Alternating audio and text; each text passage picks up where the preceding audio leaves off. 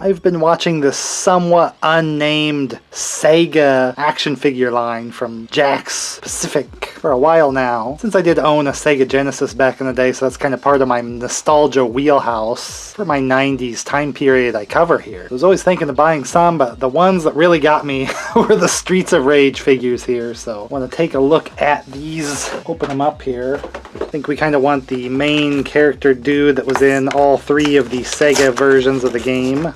Rip open AXEL, which it doesn't really say which game he's exactly from, but we do have AXEL there. 4-inch franchise line, apparently. I guess on the back, the screenshot does pretty much confirm that we're talking Streets of Rage 2 for this appearance. Strapped in here. So again, in that time period, they would have been playing the game. Toys from video games was not like a common thing, really. So I would have been all over these. We actually have a little bit of butterfly joint there. It doesn't seem to do a ton. I mean, he can get in a little bit. But for just 4-inch figures, I mean, they have the joints, they just don't move a ton. He doesn't have a lot of up and down at this chest joint, but we have, you know, turning here and everything. Full knee joint. He can kind of do his knee strike. Some ankle pivoting, a little bit of up and down there with his tennis shoe. Bit of an off-white shirt, but his coloring and stuff from the Streets of Rage 2 game.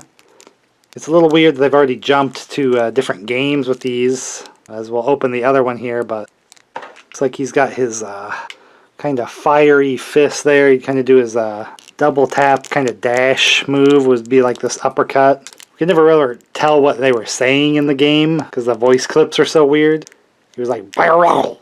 They're calling it grand uppercut. I don't think he was saying grand uppercut, but I don't know, maybe. I think we always settled on he was saying fire knuckle or something like that, which is funny because then you find out the Japanese name for the game is bare knuckle.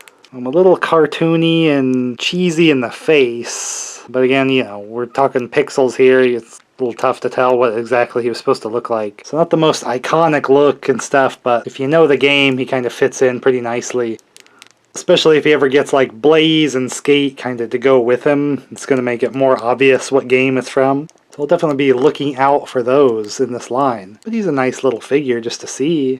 And anything from those old games of the time, I really like to get a little something. Since there isn't toys from the time period they came out, there's just nothing for something like Streets of Rage. So I don't always get modern stuff, but for something like this that has a nostalgic taste, it's kind of fun to get. But then this exquisite piece with ROO looks totally crazy. I don't know if these are like reused body parts from some of maybe the other Sega things like Altered Beast or something. Maybe they kind of doubled up on parts, or if these are all unique parts, because I didn't really get anything else from the lines. But you can see his picture from Streets of Rage 3. That's why I almost wondered what game it's from, because they're kind of pinkish looking weirdly.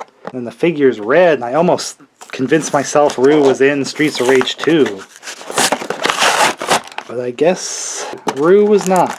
Just in number 3, we have the quote-unquote explosion effect. Just kind of looks like a virusy amoeba or something. I don't know. Got a bump, like you can put it on his fist or something, but it just says explosion. It's not like attack. Strange one to include there. But dude, this is like a boxing kangaroo. It looks awesome as heck.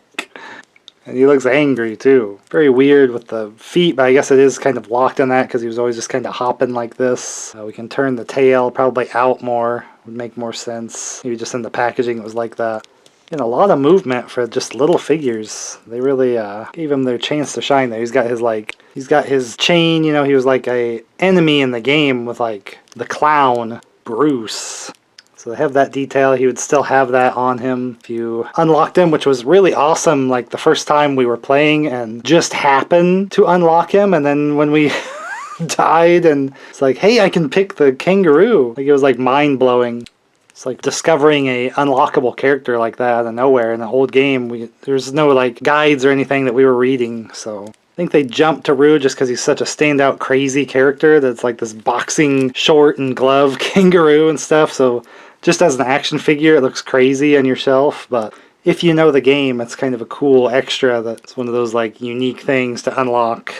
Pretty fun. So again, weird combo of the characters they did. But I'd like to see some of the more normal ones like Skate and Blaze, and then anything past that with like Max and Zan would just be a bonus on top of that. So we already got a big bonus here with ROO. And I always just had a lot of fun with that game because it was one of the few games you could do co-op where you kind of play together at the same time. Because even like Mario games were kind of turn-taking with two-player stuff. It's always worth renting a game where you could both of you play like at the same time with your friends or whoever. So great game. I love to have little pieces like this just to kind of represent that time period. Generally, opening the old actual 90s toys and stuff at the time is what I show here, but this is just a fun bonus I wanted to show. Just something to add to my kind of game shelf, since there was always just a few trinkets and knickknacks and like a handful of figures of video game stuff from that time period. I can sneak in some newer things like these guys just to fit in there, representing more games that I love to play and still like to pop in now because it's really fun to just go through and beat up all the dudes in the streets